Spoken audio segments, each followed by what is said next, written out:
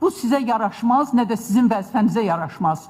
Mən çox şey bilirəm, çox şey də danışardım, amma özümə, öz tərbiyəmə, əxlaqıma və 64 yaşım var, hər kəs də məni çox gözəl danışır. Məni siz nümunə çəkməməlisiniz.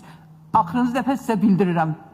Əgər mən Məlahət xanımın heysiyyatına toxunan hansısa bir ifadə işlədimsəmşə,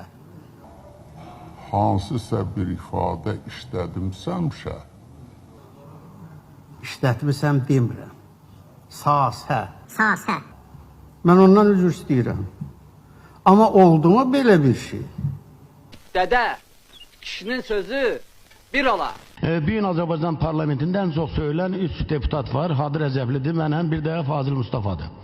Bizim fikirlərimizi kontekstdən çıxardılar, həmən o saxta profil falanlar.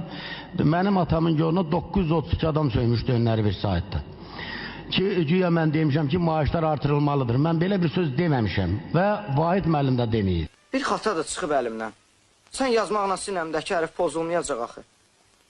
Birdən sənin raportuna görə qovarlar məni məktəbdən, qalaram küçələrdə. Çevir məni balalarının başına. Nəsib müəllim, bir qələt də eləmişəm. Üzüm ayağının altında, salxımı ilə. Həmin o uşaqları öyrədib əlinə Molotov kokteyli verən.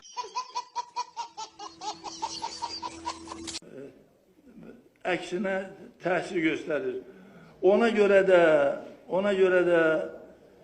əgər deməli 15 il sonraki 15%'dan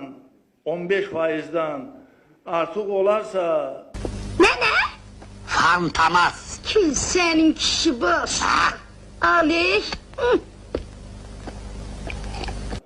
Büdcənin deməli kəsiri, dövlət büdcəsinin borcalması, onda büdcə kəsiri, onda deməli...